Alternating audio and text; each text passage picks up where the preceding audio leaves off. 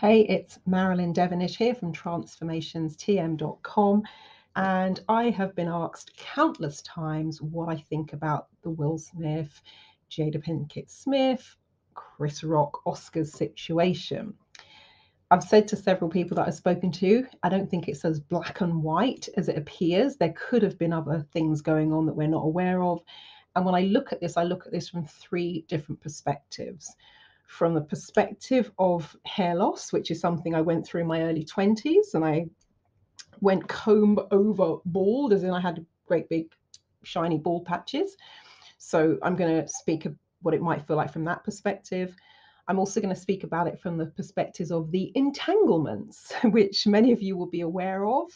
And as someone whose partner had had an affair, I'll speak about it potentially from that perspective and what it can feel like to be on the receiving end of that. And I can speak about it from a woman's perspective, but I can also then maybe extrapolate how it might feel as a man. And I'll also talk about the third perspective, which is the pressure of the big night.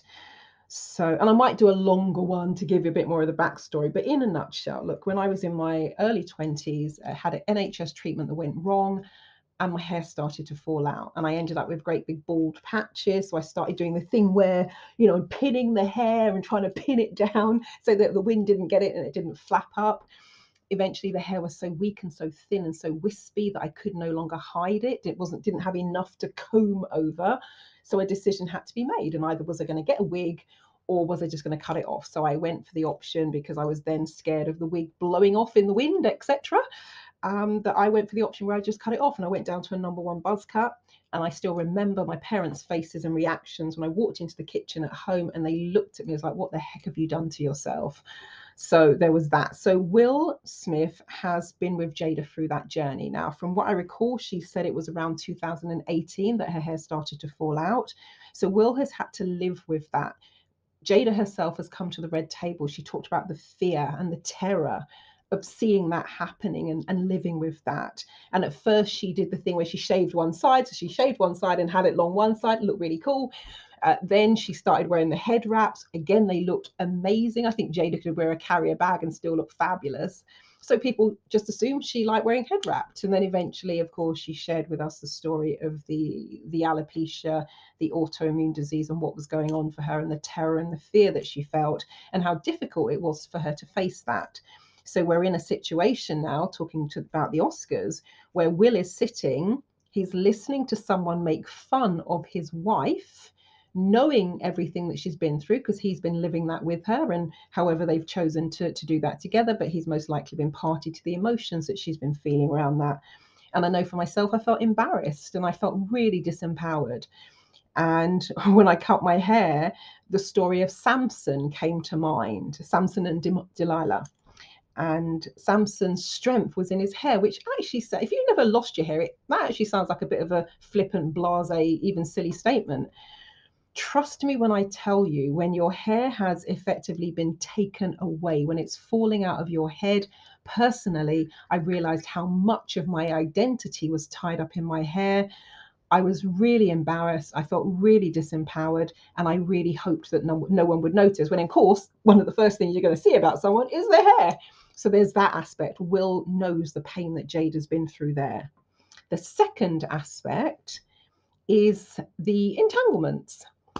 And whether you follow them or not, you probably somehow heard about that, because it was all over the press. It was all over the media. It was in the print media. It was on social media. And eventually, Jada brought that to the red table, and she and Will talked about it. And there was also a lot of discussion as people were watching Will's reaction and how he dealt with that. You could almost feel the pain. And again, I can't speak for Will. I have no idea what's in Will's head, what's in his heart, what's in his spirit, what's in his soul. I cannot speak to that. What I will say is, from my perspective, when I went through it and found out my partner had been having an affair, number one, I lied because I was embarrassed, and my partner also said didn't really want us airing our dirty laundry. So I lied and, said he was away traveling, and rather than saying, yeah, he's off sleeping with someone else. So, but it was awful. And my thinking personally was, wow, there must be something wrong with me that my partner has to go elsewhere. And as a man, that must be similar. And I know from the clients that I've worked with, because I was a relationship coach for the first 9 years I was in practice, that's exactly what men would say. It was emasculating, somewhat dehumanizing, embarrassing that your woman has to go elsewhere, and you're not taking care of your woman. So now we're in a situation where there's a man on stage disrespecting your woman. The world has already sat and watched this whole entanglements thing play out. There's the side narrative that, well, hey, Will, you're not taking care of your woman. And now you're in a public setting where someone's disrespecting your woman. What are you going to do? Are you going to sit quietly and let it happen? Or are you going to do something about it? Now, the do something about it, of course, is where the world is divided. Personally, I think there are other ways than violence in a public setting, in a work setting. It could have been handled differently, hopefully taking it behind the scenes offline. But people have also said, well, why didn't he wait and do it in his acceptance speech? Unless the Oscars are completely rigged, Will didn't know he was going to win. So he had no idea he was going to be able to have that forum to speak to everyone. So there was also the piece that he quoted in terms of when you're rising and you get to your highest point, there may be things that bring you back down. And Denzel Washington was there and they panned to Denzel in that. And I was reading today that Denzel had a conversation with him. So yes, absolutely, there are ways that it could have been handled and hopefully should have been handled differently rather than what we saw playing out. However, it's one of those moments where you make a decision, what am I going to do to show that I'm protecting the woman that I love? So that's the second aspect. The third aspect, imagine the scenario where you're at an event, big red carpet, black tie, stuffed to the gills with celebrities, your peers, people you respect, and somebody says something bad about you.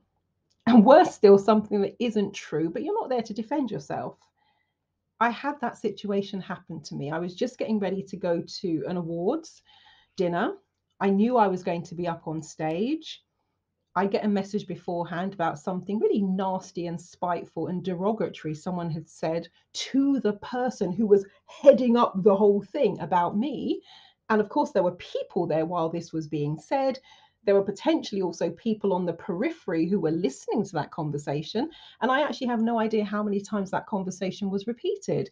But what I do know is when I got there, people who are often very friendly and very cordial were quite frosty, and actually a few of them were really rude to me. So I now have to maintain my composure with all of this going on and knowing I've got to be up on stage in front of all these people and in front of the person who actually said it. That's a combustible situation right there. And I remember that day really feeling awful about it. I got wind of it just before, about an hour or so before I was leaving home. I was just in the process of getting ready. And if I was not someone who had somewhat of a handle on my emotions and my reactions or lack thereof, I wouldn't have gone and lamped them. I mean, lamped is an English term for give them a pop. I wouldn't have gone and punched them, but I can imagine if I was someone who was more emotional, that I could have had an outburst or two or three, because there were several times where I really could have gone off on one in terms of how the evening played out. So Chris Rock was there. He's done something, didn't say it directly to Will, but said it to the woman that Will loves. It's a big night. There's a lot of pressure. You've been nominated for 7 Oscars. That is awesome. Amazing. Fantastic. What an achievement. And as far as I'm aware, this is the first time Will Smith is an A-lister. He knows how to work the carpet. He's good at working the carpet. I've been on the red carpet where Will Smith has been there. I've seen him in action at very close range. So I know he does a fantastic job of that. He's not a stranger to it. However, as far as I'm aware, this is the first time that one of his productions, something that he's almost given birth to, has been up for 7 Oscars. I've watched interviews with people who have been nominated or actually didn't win, and they said the whole evening is a blur, or they remember sort of vaguely hearing their name get called, and somebody helps them on stage, and then they help them off, but they have to go back and watch the VT to see what they actually said because it was just whoa. It was pressure. Now, in Will's case, it's good pressure. It's fantastic to have achieved that, and congratulations on the Oscar win. And it's still pressure. So you take all of these three factors now. So we've got, to bring us back, we've got the alopecia and watching the woman you love go through the pain of that and the terror and the fear of that and how that affects your identity. Because trust me, it really does. And somebody might say, well, there are lots of women with bald heads. I've never met Skunk Anansi. She looks freaking awesome. It's a different conversation. If you've chosen to shave your head, it's actually empowering from the conversations I've had. If your hair falls off and leaves you, it's disempowering. You feel like part of your identity. I'm just speaking for myself, not speaking for Jada, but I felt like part of my identity had been taken away. So you've got that scenario. You've watched all of that play out over the years. You've now got the scenario where the world has already kind of had a judgment about your ability to take care of your woman. And now you've got the scenario where there's this big pressure. Everything is at stake. You bring all of those things together, it's a potentially combustible situation. So I'm not saying that what Will Smith did was right in terms of how he reacted. There are, as I said earlier, there are other ways that you could have handled that. What I'm saying is, I don't think it's a straight out black and white thing, where that is like there's too much going on. And as I said, I'm guesstimating.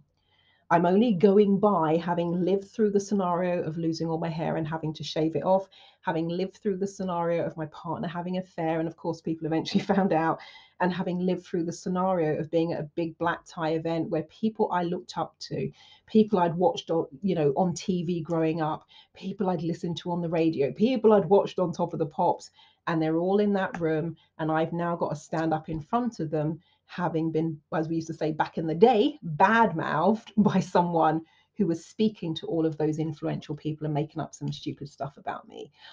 It's combustible. That's all I'm saying. It's combustible, and there's more to this story, I think, that meets the eye. What I do hope is that Will and Jada come to the red table. I look forward to joining them at the red table to talk about this one, because the world is talking. Now, of course, Will Smith made a speech at the end of the Oscars, very emotional. That may be where he draws the line.